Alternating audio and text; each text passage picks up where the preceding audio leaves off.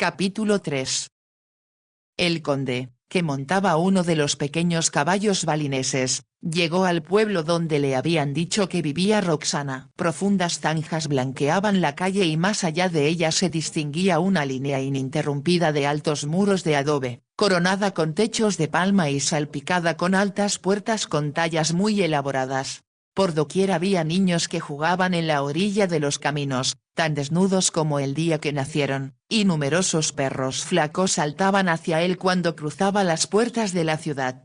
Los gallos de pelea, dentro de sus cestas adosadas a los muros, daban un toque de sonido y color a la escena. Había leído que los gallos de pelea no debían aburrirse nunca, así que sus dueños los ponían en la calle para que se divirtieran viendo pasar a la gente.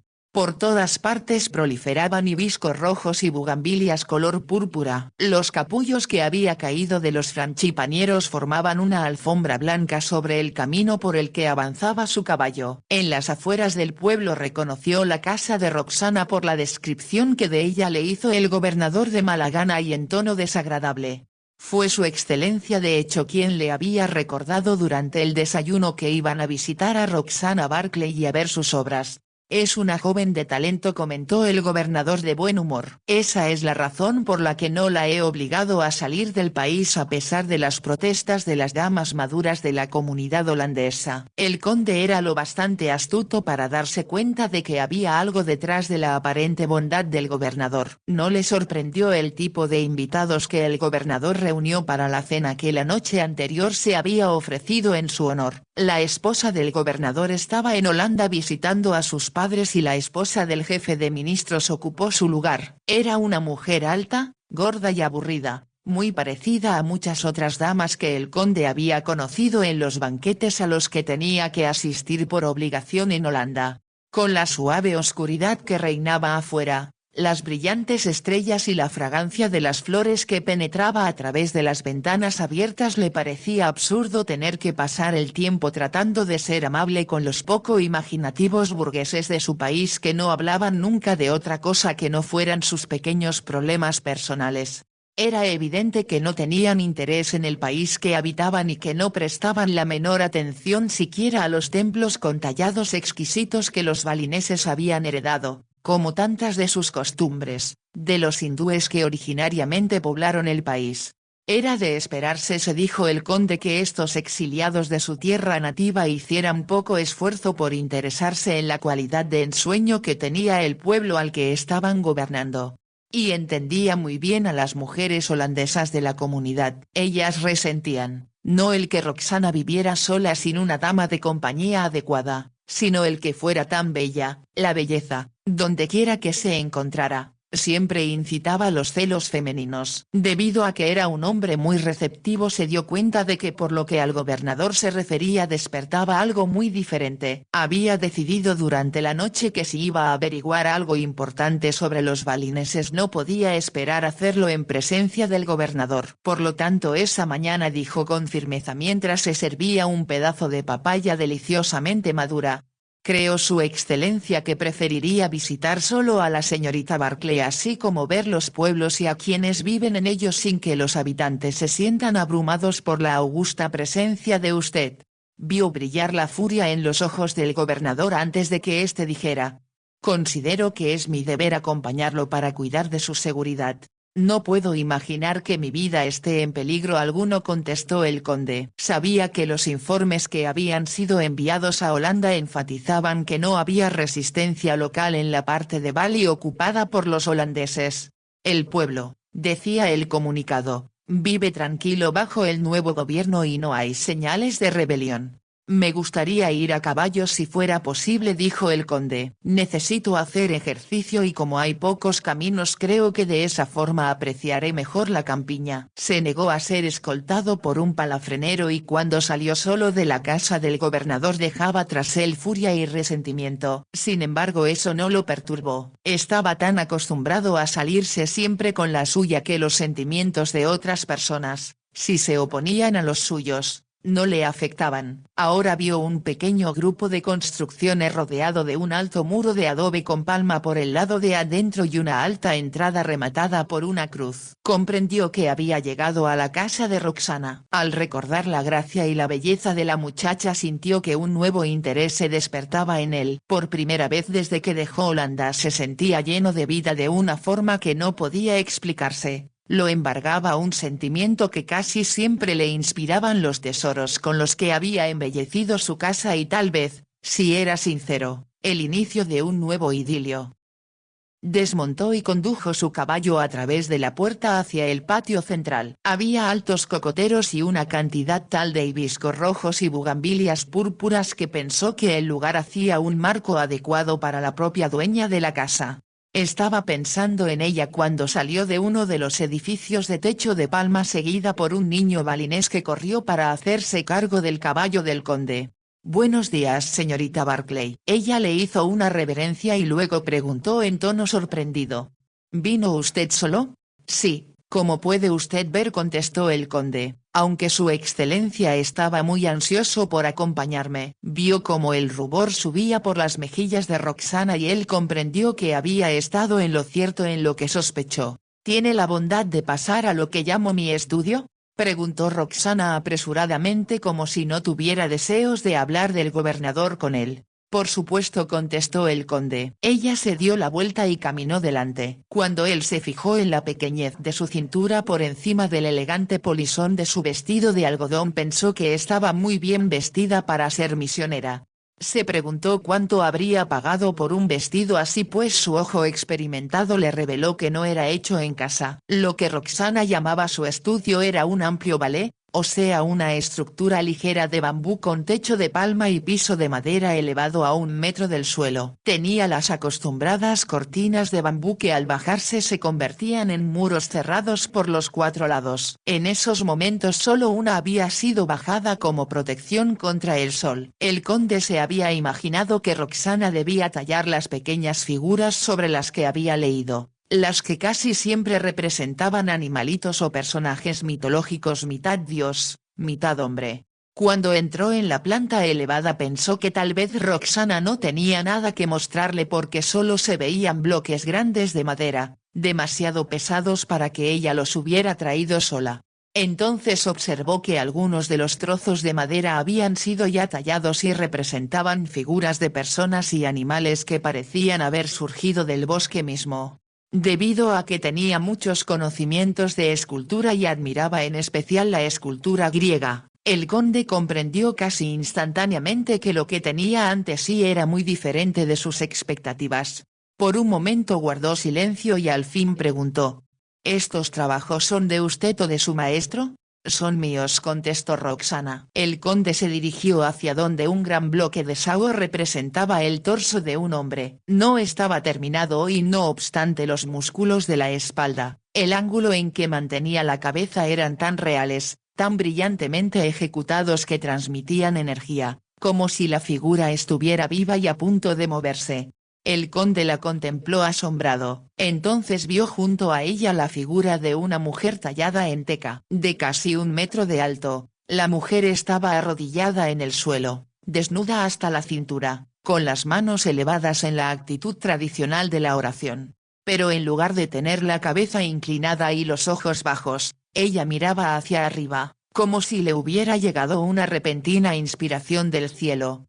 Sus amplios conocimientos de arte le permitieron reconocer que Roxana había usado las vetas naturales y el grano de la madera para describir la gracia del rostro de la muchacha. Traslucía asombro, admiración y un éxtasis que parecía proceder no solo del cielo, sino también de lo que sentía en su interior. El conde guardó silencio asombrado, conmovido como nunca lo había estado excepto con su estatua de Afrodita. Una parte de su mente trató de criticar la obra, pero los dedos delgados, la línea del cuello, la curva de los senos eran todos perfectos y sus ojos volvían siempre a la expresión en el rostro de la muchacha.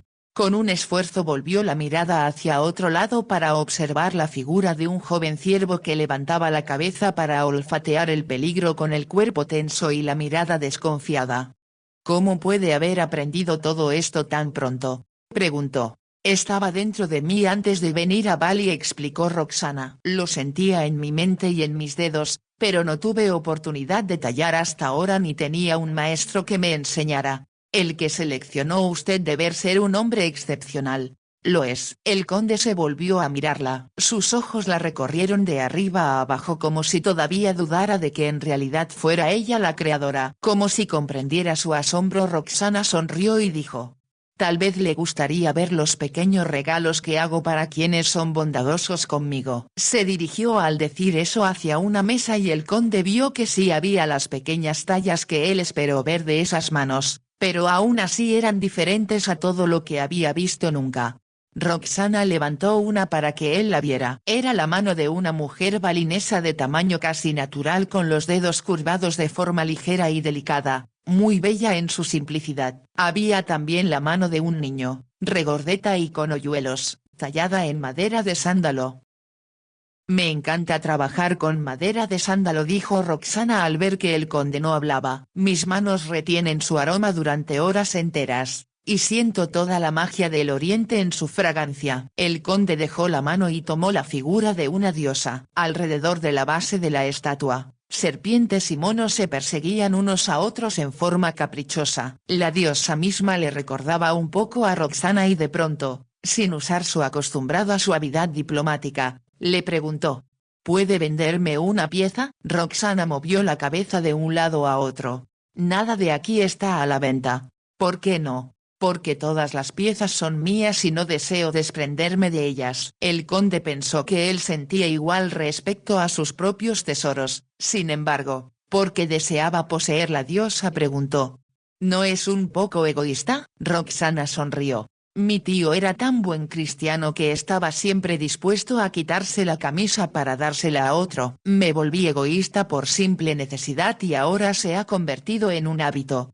Aún así me gustaría comprar esta diosa. Entonces, permítame obsequiársela. Usted sabe que no puedo aceptar un regalo tan generoso. ¿Por qué no?, preguntó ella. ¿Teme usted ser acusado de cohecho y corrupción? Esa idea no se le había ocurrido al conde, pero ahora dijo: tal vez esa es una buena idea. Si estoy en deuda con usted, no puedo ser tan poco galante y sugerir que se vaya de la isla. Los ojos de él se encontraron con los de ella. Entonces Roxana dijo en tono diferente: por favor, no me mande lejos de aquí. No tengo poder para hacerlo, contestó el conde. Solo puedo aconsejar al gobernador. En ese caso, por favor, aconséjele que me quede. Roxana se detuvo antes de añadir: hay tanto todavía que debo aprender.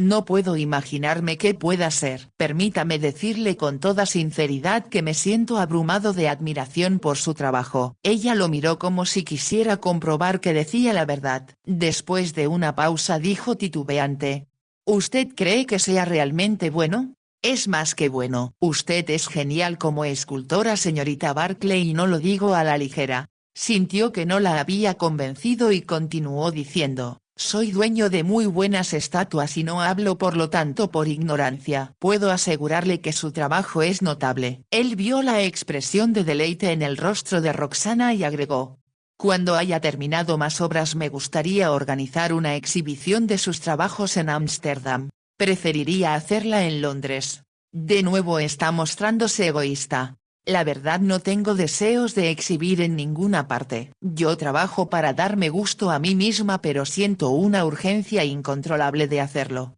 Creo que eso es lo que sienten todos los artistas, comentó el conde con suavidad. Caminó hacia el torso del hombre, que era la primera obra que había visto. ¿Qué la impulsó a hacer esto?, preguntó. Roxana guardó silencio por un momento, como si estuviera debatiendo consigo misma sobre si debía contestar o no con la verdad. Cuando veo un pedazo de madera, dijo por fin, puedo sentir lo que hay en él. Lo que puede representar si se talla de forma adecuada aún antes de tocarlo. El conde guardó silencio porque él sabía que era eso lo que todos los escultores sentían. Miguel Ángel, Canova, entre otros, habían dicho que el material con el que trabajaban les dictaba esencialmente no solo la forma de la obra maestra ya terminada, sino la manera en que debía ser esculpida. Miró de nuevo hacia la muchacha en oración y vio que parecía no haber sido tallada. sino surgida de la forma natural de la madera. Extendió la mano para tocar la suave cabeza y el cuello extendido hacia atrás. Al hacerlo sintió como si tocara a la propia Roxana y se preguntó si la suavidad de su piel temblaría bajo la sensualidad de sus dedos. Ella se alejó de él para ir hacia un bloque de madera que todavía no había tocado. Era de teca y tenía la tersa belleza característica de la teca procedente de los bosques de Bali. Se quedó de pie mirándola y cuando el conde se acercó a ella le preguntó: ¿qué ve en esa madera? ¿Qué significa para usted? Contestó Roxana. Las damas primero, respondió el conde. Ella le dirigió la rápida sonrisa de un niño a quien divierte un juego. No estoy muy segura, pero creo que en el interior de esa madera hay la figura de una bailarina lelonga ansiosa de ser liberada. Tan pronto como ella terminó de hablar el conde vio que eso era exactamente lo que la madera prometía. El cuerpo ágil, semidesnudo, el tocado preciosamente enjollado y con destellos de sol, el movimiento de las manos delgadas, delicadas, siguiendo el ritual de esa danza que tenía siglos de antigüedad. Una cosa puedo prometerle, dijo él, no se le permitirá salir de Bali hasta que esa obra esté terminada. Oyó a Roxana lanzar un suspiro de alivio. Tal vez me convenga ser como la paciente Penélope, contestó ella en tono más ligero, y deshacer por la noche lo que haga durante el día para que mi trabajo no concluya nunca. Una tarea un poco difícil de realizar con la madera. Ella sonrió de nuevo y él comprendió que la antipatía que había sentido hacia él a su llegada se había esfumado. Roxana miró a su alrededor y murmuró: nunca lo hubiera esperado. Pero creo que usted comprende por qué esto significa tanto para mí. Lo entiendo, contestó el duque, y tal vez algún día podré demostrarle por qué lo hago. Las palabras subieron a sus labios sin que él pensara realmente que iba a decirlas. Sin embargo, tuvo una imagen repentina de Roxana moviéndose entre sus tesoros favoritos, contemplando sus cuadros, tocando sus estatuas, comprendiendo, como pocas mujeres podían hacerlo, por qué deseaba poseerlas. Tenía los ojos clavados en el rostro de ella y como si su expresión le produjera timidez, ella dijo a toda prisa: le ruego que me disculpe. Es imperdonable que no le haya ofrecido algo de beber o comer. Los balineses se sentirían horrorizados por mis malos modales. Me gustaría, si no es molestia, algo fresco de beber, contestó el conde. Me abruma el calor, pero supongo que pronto me acostumbraré al clima. ¿Intenta quedarse mucho tiempo? Eso depende de muchas cosas, contestó él un tanto evasivo. Roxana bajó del balé donde estaban sus estatuas para conducirlo a otro. De nuevo en el piso elevado del suelo vio que había cortinas de bambú en 3 lados. En cuanto a estructura podía ser la habitación de cualquier aldeano, pero como concesión al occidente contenía varios sillones, una mesa y 2 cofres tallados apoyados contra los muros de bambú. Proliferaban los jarrones con flores, algo que nunca se habría visto en una casa balinesa, y un librero repleto de numerosos volúmenes, la mayor parte de los cuales habían formado parte del equipaje de Roxana cuando ésta salió de Holanda. El conde pensó mientras se sentaban y una niñita era enviada a decir a Gertruida lo que necesitaban, que extrañamente Roxana no parecía fuera de lugar allí. Daba la impresión de mezclarse con el ambiente, casi como si fuera una de las piezas de madera que había en su estudio. Había algo en ella, pensó el conde, que hacía que encajara en donde quiera que estuviera sin perder individualidad y sin mostrarse como algo extraordinario.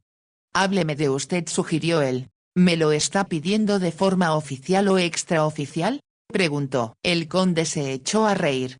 Le ruego que no desconfíe de mí. Ahora que he visto sus esculturas debe saber que estoy dispuesto a insistir para que usted permanezca en Bali por el resto de su vida si eso es lo que desea hacer. ¿Lo dice en serio? Muy en serio. Hablo como un conocedor de la belleza lo hace con otro. ¿Usted cree que eso soy yo? No lo creo. Lo sé, contestó el conde. La diferencia entre nosotros estriba en que mientras yo solo puedo coleccionar, usted puede crear. Ese es el cumplido más grato que he recibido en mi vida. Tengo otros muchos cumplidos que me gustaría ofrecerle, contestó él. Ella lo miró con expresión interrogante y él comprendió de pronto que temía que fuera a mostrarse tan difícil como estaba siendo el gobernador. Antes de que pudiera decir algo, de que pudiera pensar en la forma de tranquilizarla, Una mujer cruzó el patio y subió al piso donde ellos se encontraban sentados. Era una mujer de edad madura, con el aire de responsabilidad y autoridad de una vieja sirvienta. Llevaba el cabello gris cubierto por la cofia de tela blanca que usaban en Holanda las mujeres que servían al conde en sus casas, tal como lo habían hecho cuando eran servidoras de su padre y su madre. Gertruida bajó la bandeja que llevaba en la mano y con una reverencia respetuosa dijo: «Espero, Menier, que el jugo de frutas sea de su gusto». «Muchas gracias», contestó el conde. «He sabido por su joven ama hasta qué punto depende de usted para su cuidado y protección. Es una tarea que yo siento que usted está realizando en una forma admirable. Hago lo mejor posible, Menier, pero no siempre es fácil en una tierra extraña. Comprendo las dificultades a las que se deben enfrentar y espero poder hacer las cosas más fáciles para usted». «Gracias, Menier». Gertruida hizo una nueva reverencia y se retiró. Cuando ya no podía escucharlo, Roxana dijo: «Fue muy amable de su parte decir eso. Su excelencia es siempre muy grosero con Gertruida y ella lo resiente». «¿Por qué es grosero con ella?», preguntó el conde. De nuevo subió el rubor a las mejillas de Roxana y él comprendió que ella estaba deseando no haber dicho eso. Después de un momento de silencio insistió: «Le pregunté por qué es grosero. Yo le he dicho que Gertruida es mi dama de compañía y él piensa que ella se queda escuchando lo que él me dice». «¿Quiere usted que yo hable con él?», preguntó el conde después de un momento. Roxana lanzó un leve grito. «No. No. Claro que no. Por favor. Por favor, olvide lo que le dije. Tonto e indiscreto de parte mía. ¿Por qué le tiene tanto miedo? Él podría mandarme lejos de aquí. Podría obligarme a salir de Bali. ¿Usted cree realmente que haría eso? Podría hacerlo si». Ella se detuvo. El conde se dio cuenta de que la otra parte de la oración era: «No hago lo que él dice». Sintió un repentino acceso de furia. Era intolerable que el gobernador, un tipo soez y vulgar, persiguiera a una muchacha tan delicada y sensitiva. Ella se había levantado para servir un vaso de jugo de frutas que colocó delante de él. El conde la miró y preguntó: «¿Qué puedo hacer para ayudarla? ¿Puede usted decir que considera importante que me quede aquí para que continúe aprendiendo a tallar madera? Haré eso desde luego. ¿Pero qué sucederá cuando yo me vaya?». Ella se encogió de hombros e hizo un breve gesto con la mano que a él le pareció patético. «Serán más fáciles las cosas», dijo ella con una voz que el conde apenas pudo escuchar, «cuando la señora Van Kaarstok vuelva de Holanda». El conde apretó los labios. Comprendía que no había mucho que él pudiera hacer. Defender abiertamente a esta muchacha inglesa podía hacer todavía más difíciles las cosas para ella cuando él se marchara. Como si adivinara sus pensamientos, Roxana dijo: «Por favor, no se preocupe por mí. Todo lo que quiero es que se olviden de mí. Que no recuerden que existo». «Creo que eso sería imposible sin importar dónde pueda estar usted». Él se dio cuenta de que a ella la avergonzaban sus cumplidos, así que se dedicó por unos momentos a saborear el delicioso jugo en el que reconoció varias frutas nativas. Debido a que consideró conveniente cambiar de tema, dijo: «Me gustaría visitar a su maestro». «¿Cómo se llama?», lo dijo en tono casual y no estaba preparado para la repentina mirada de temor que apareció en los ojos de Roxana. «No es fácil llegar allí», contestó. «Vive en la parte más alta del bosque. Es un ascenso difícil». Pareció darse cuenta de pronto de lo joven y atlético que era el conde y se apresuró a añadir: «Además, a Ida Anaktemu no le gustan los visitantes. Sobre todo si son holandeses». El conde anotó el nombre del maestro en alguna parte metódica de su cerebro. En voz alta repuso: «El gobernador me asegura que no hay resentimiento ni rebeldía entre los balineses. No se atreverían a mostrarlo de forma abierta. Pero lo hay entonces». «Por supuesto que lo hay. Usted lo dice como si pensara que deberíamos dejarlos tranquilos». Se dio cuenta de que ella debatía consigo misma sobre si debía decir la verdad. Por fin indicó: «Los balineses son un pueblo muy feliz y antes de que llegaran los holandeses habían alcanzado ya una notable civilización». Ella miró al conde para ver si iba a contradecirla. Como no lo hizo, continuó diciendo: Su religión lo une por medio de sus ideales y sus pensamientos armónicos. Están estrechamente unidos en la adoración de sus maravillosos dioses ancestrales. Es una declaración extraña viniendo de los labios de una mujer cristiana en la casa de un misionero, comentó el conde con sequedad. Yo no soy misionera, protestó Roxana, y no me gusta lo que los holandeses están tratando de hacer a un pueblo que es noble y esencialmente bueno si lo dejan en paz. Todo en la fe de los balineses va en contra de lo que es malo y cruel. ¿Puede el cristianismo enseñarles algo mejor que eso? Estoy de acuerdo con usted, dijo el conde, pero me sigue sorprendiendo que hable usted como lo hace. Trato de guardar silencio, pero algunas veces la insufrible estupidez de los holandeses y su perspectiva limitada me enfurece. El conde se echó a reír. Entonces dijo: solo puedo suplicarle que tenga cuidado con lo que dice frente al tipo de mis conciudadanos que conocí anoche. Están llenos de prejuicios y comprendo que la consideren a usted una fuerza incendiaria que podría perturbar su paz mental. Solo quisiera poder hacerles comprender el daño que están haciendo a este sencillo pueblo, observó Roxana. ¿Realiza usted esta cruzada sola?, preguntó él. Creo que tengo fuerzas invisibles de mi parte, contestó ella. Estoy seguro de eso. Sin embargo, le ruego que tenga cuidado. Roxana lanzó un breve suspiro. Trato de tenerlo. Gertruida me advierte todas las mañanas que controle mi lengua. Gertruida tiene razón, contestó el conde, y estoy seguro de que ella está pensando que ya es hora de que yo me vaya de aquí si no quiero exponerla a que todo el pueblo empiece a chismorrear sobre usted. No es la gente del pueblo la que murmura, solo lo hacen los holandeses. Algunas veces detesto sus mentes desconfiadas, siempre llenas de sospechas. De nuevo comprendió que había hablado más de la cuenta. Lo miró tratando de adivinar si se había enfadado. Voy a contestar a lo que está pensando, dijo él, diciéndole que lo que usted y yo nos digamos en privado no será repetido nunca, no por mí cuando menos. Gracias, contestó Roxana. No quería ser indiscreta, pero a veces me dejo llevar por mis sentimientos. En verdad, de una forma encantadora. Tal vez lo hago porque no tengo a nadie con quien hablar, continuó ella siguiendo el curso de sus propios pensamientos. Solo puedo hablar con Gertruida y ella, aunque la quiero muchísimo, tiene una perspectiva muy convencional. Con toda la razón del mundo, aprobó el conde. Pero en vista de que parece que satisfago una necesidad de su existencia, ¿puedo volver a verla otra vez?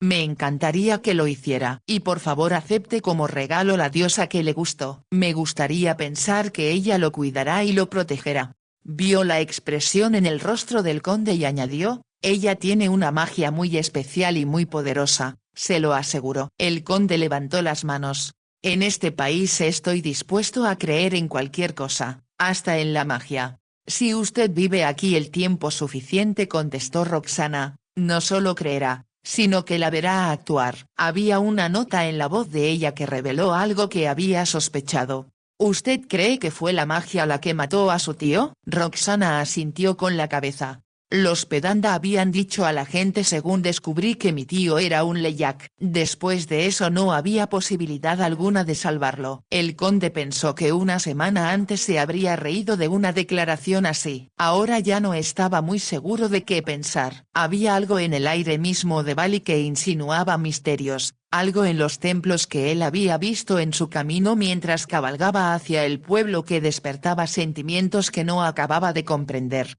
Sentía como si Roxana no fuera humana. ¿Cómo podía serlo cuando era capaz de ver una forma en un bloque de madera y detallar una expresión de éxtasis que él solo había admirado en los cuadros pintados por los grandes maestros italianos? Extendió la mano y tomó la de ella. He llegado a Bali a averiguar cosas sobre su pueblo, dijo. Si le prometo no hacer nada que lo perjudique y esforzarme por mejorar las cosas para él, ¿confiará usted en mí? Sintió como los dedos de ella temblaban en los suyos. Entonces, cuando él la miró a los ojos, los dos se quedaron inmóviles. No esperaba yo hacerlo, contestó Roxana en voz baja, pero confío en usted. Mientras cabalgaba de regreso a casa, el conde decidió que Roxana le había dado mucho en qué pensar. Al mismo tiempo no podía menos que apreciar que la vida que la muchacha llevaba, sin más compañía que la de la vieja sirvienta, la hacía muy vulnerable. Parecía absurdo porque tenía muy poco de conocerla, pero al conde le preocupaba la actitud del gobernador hacia ella y la de las mujeres holandesas que la hostigaban. Debido a que era, hasta donde él sabía, la única persona de nacionalidad inglesa que vivía en la isla, no había nadie a quien ella pudiera recurrir en caso de problemas. Era ridículo pensar, siquiera por un momento, que se podía cuidar ella sola. Ninguna mujer tan hermosa podía evitar la persecución de cuanto hombre la viera. Él no tenía más que evocar la gruesa figura y el rostro enrojecido del gobernador para darse cuenta de que el hombre no escatimaría esfuerzo alguno para lograr que Roxana se sometiera a su voluntad. Ella ya le tenía miedo y solo necesitaba recordar la furia que el gobernador había mostrado cuando él decidió visitar a Roxana para convencerse de lo que su excelencia deseaba. El conde no estaba acostumbrado a que lo perturbaran los sentimientos de otras personas. Había desde luego innumerables problemas en su vida, pero la mayoría de ellos eran asuntos de estado, protocolo y amor. No recordaba cuándo antes había sentido deseos de proteger y ayudar a una mujer con la que no estaba involucrado. Por supuesto, se dijo, tampoco recordaba haber conocido a nadie como Roxana. Admitió que lo atraía, pero se dio cuenta de que era una atracción diferente a la que sintió por otras mujeres. No quería coquetear con ella, ni siquiera, al menos en esos momentos, la deseaba en el sentido común de la palabra. En cambio quería comprenderla. Saber más de lo que ella pensaba y sentía. Ansiaba por sobre todas las cosas comprender cómo podía tallar en la forma que lo hacía y tener la inspiración que jamás creyó encontrar en alguien de su sexo. Por lo tanto, cuando llegó a la casa del gobernador, el conde casi ponía en tela de duda que los trabajos de Roxana fueran realmente tan brillantes como le parecieron. Era como si su mente se negara a aceptar que tal talento fuera posible, mientras que algo más profundo, un instinto incomprensible, insistía en que ella poseía un genio que él debía reconocer. Era casi la hora del almuerzo cuando llegó a la casa. Una vez que se lavó y se cambió, entró en el salón de recepciones, en el cual encontró al gobernador que lo esperaba ya con un vaso en la mano. «Espero, señor conde, que se haya usted divertido». El tono en su voz era inconfundiblemente hostil y el conde contestó en voz tranquila. «Encontré que el trabajo de la señorita Barclay es muy interesante. Aunque confieso que no tengo mucha experiencia en lo que a tallas de madera se refiere. Usted encontrará en Bali una gran producción de ellas. Eso he oído». Un sirviente le ofreció una bebida al conde. Este la aceptó y se sentó fijando la vista en los jardines llenos de colorido. El gobernador preguntó como si ya no pudiera controlarse. «¿Qué le dijo la muchacha? ¿Sobre qué?» «Sobre su vida aquí, la gente, la forma en que es tratada. Hablamos sobre todo de sus trabajos en madera. Creo definitivamente que se le debería permitir que continúe con sus lecciones. Así que lo convenció de hablar a favor de que se quede aquí, ¿eh?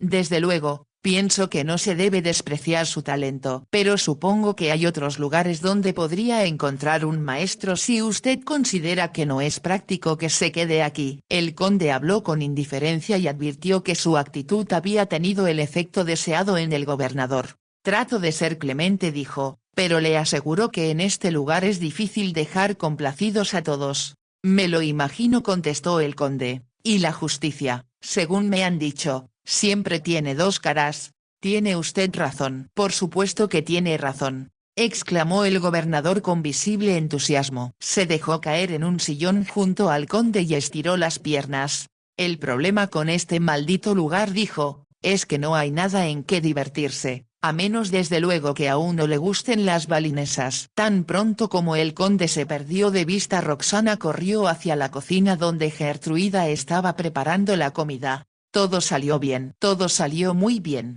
exclamó llena de excitación. «El conde me va a ayudar y no hay necesidad de que temamos que nos obliguen a abandonar la isla». Le pareció que Gertruida la miraba con incredulidad y ella continuó diciendo. Él comprendió. «¿De veras comprendió Gertruida lo que estoy tratando de hacer?» «Es indudable que sabe mucho de escultura. Yo oí hablar de él cuando vivíamos en Holanda», dijo Gertruida. «Es un hombre muy rico, familiar de la reina viuda, Y tiene más amoríos en un mes de los que puedo contar con los dedos de la mano. La forma en que habló hizo que Roxana guardara silencio. Miró a Gertruida con perplejidad.